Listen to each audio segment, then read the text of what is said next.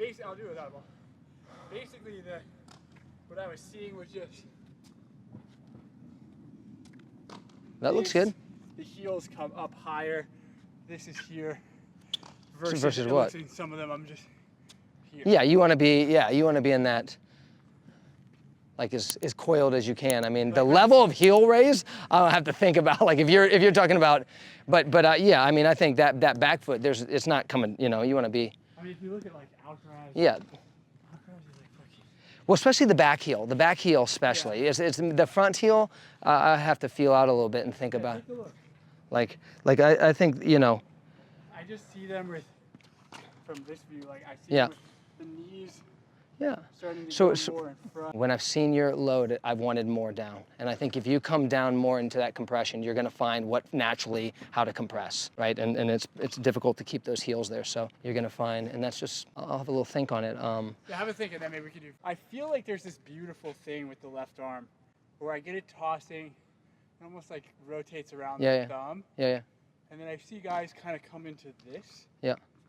So it's like that. Sometimes I feel like my hand is here and then it's out.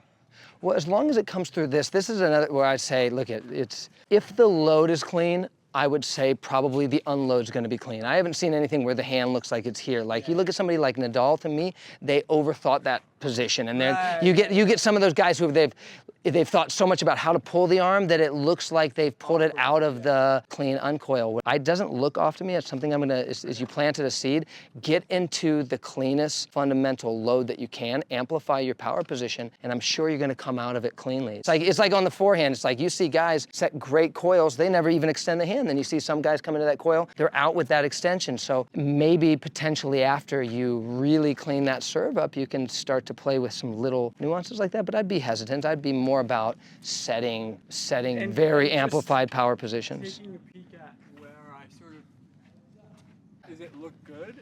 You look great when you do it. Yeah, see, to me, that looks great. If you focus on deeper low to the body, I think all that stuff's gonna work the way it's supposed to work. And the other question, that's cool. The other question I had was around when I was serving that time over there. I went back and watched the video and I was telling you, I felt like my power position was here. Yeah.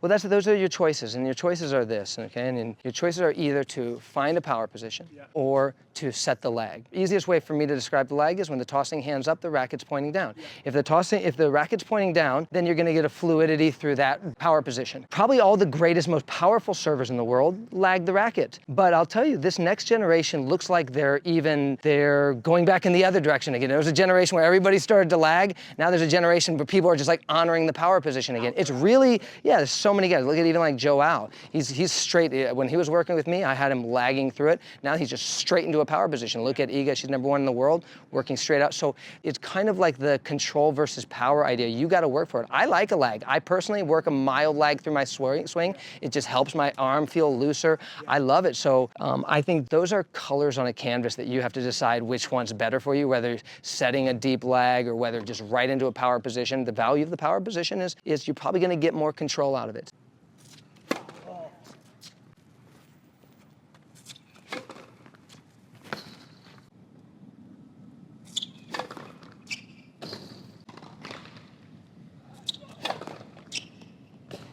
Good movement. Yeah. I mean, a little bit wider on the target, but it's good movement.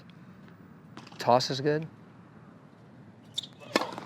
Yeah, I think you're best also when that toss is out in front like that, right? Yeah. Really gives your hand a chance to get the ball. So maybe some of those balls that you haven't sliced in the past, toss has been a little bit more back here and it's been a little bit difficult for you to get that ball, because to me, that's all slices. Here's the ball, right?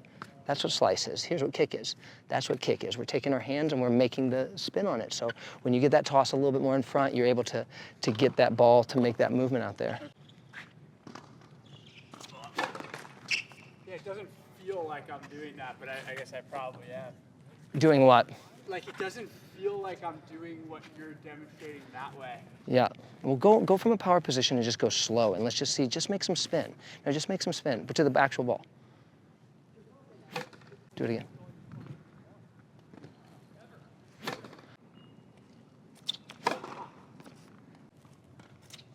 Yeah, so hopefully that just encourages you to have some confidence in what you're doing, because I think what you're doing is you're moving the ball well. That was nice. That was awesome. Yeah. The load looks good too. We'll have a little bit of think about the feet, but I think actually when we get back to that conversation on the feet, I think you're doing the right thing. I think as long as that foot's gonna come off the ground to its proper space when you just continue to make sure that you set that load, because I know once I do something like this, it feels stupid. Yeah. Okay, once I bring myself beyond just the pad of the foot on the front foot, it seems awkward to me. Keep setting the load properly and it's gonna manifest itself correctly. Cool.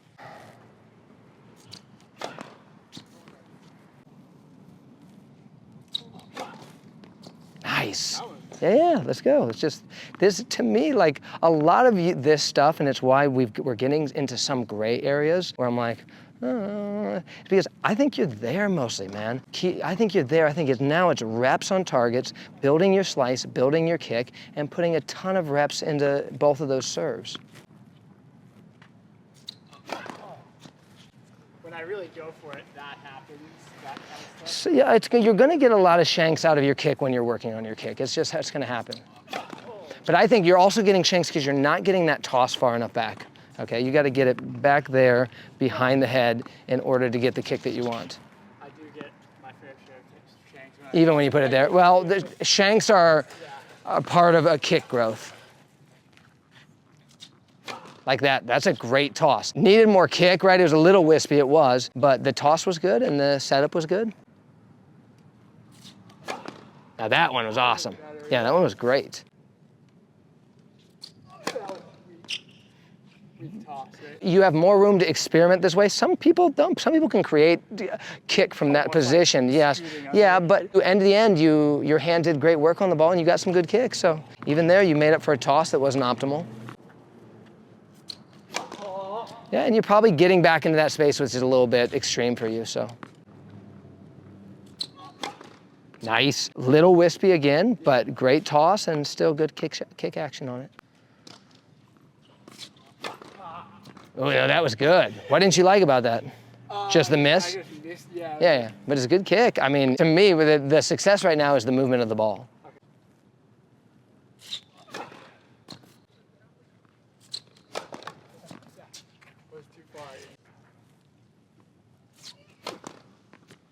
I like that one. I would still get the toss back a little bit more. You know, the interesting thing with you is that you do lag your racket, by the way. I mean, you just lag it in a different way. You're not kind of like lagging through here, like I lag through here, Djokovic. You kind of lag through this position, and I've seen that from high-level players too. You kind of lag it here, and then it comes in through this. So I think you have already kind of a natural lag. You could accentuate it if you want, but I think you're kind of already starting to drag the hand a little bit behind the emotion. I think I've done best when I'm here. Yeah, I mean, I think that's the classic lag position right there. But for now, let's just stay with the kick.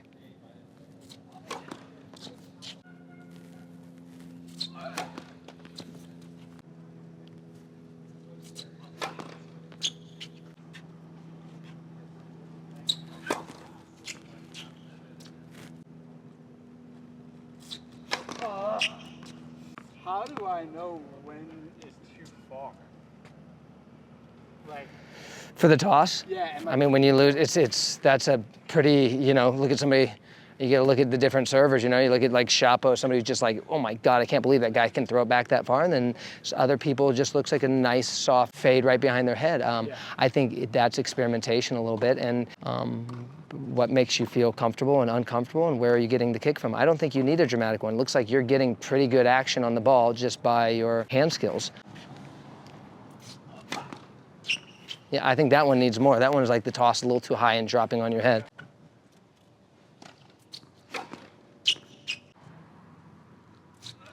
Yeah, either the toss is too much or the toss is, you miss that pulse off the ground. Again, you miss that push up, and so you're here and you're allowing that to sort of take your energy in that direction. Just make sure that out of that, there's a push out of that space. There's a push of the feet. Like that was a good body push, but the toss is here. So yeah, if the ones that you look off balance are just the tosses it looks like you can't control. And so you're still experimenting with the space that you're gonna put it back here. Yeah. I don't think it has to be extreme. I just think once it's just right here though, you have a lot of difficulty. So you gotta put it back in a space like where you get that shape and there's a little bit experimentation on that, but there's also, I think you know when it wasn't enough. Right? Are you can feel when it's not enough? Yeah, I think I can feel when it's not enough. It's got to be at least back into that space right there where you can not that kick, but that was the right space where you can so this is not enough and this is great, and now you start to play with how far back there makes you comfortable and how much you can load and twist into it. What are your thoughts on practicing it? I like a ton from here. I like a ton from there until they start to get the ball that they're looking for. Yeah. Then you got to bring it into the full motion. But if you feel like you're getting kick all the time and that you're right there, bring that down almost to nothing. Maybe even just warm up a few till your arm's feeling good and you feel like you're getting some action on it. But I would bring the regular motion up, especially if you're finding a sort of a disconnect between those two motions. I feel like... Well, push off the ground. So get into that load. Now push up.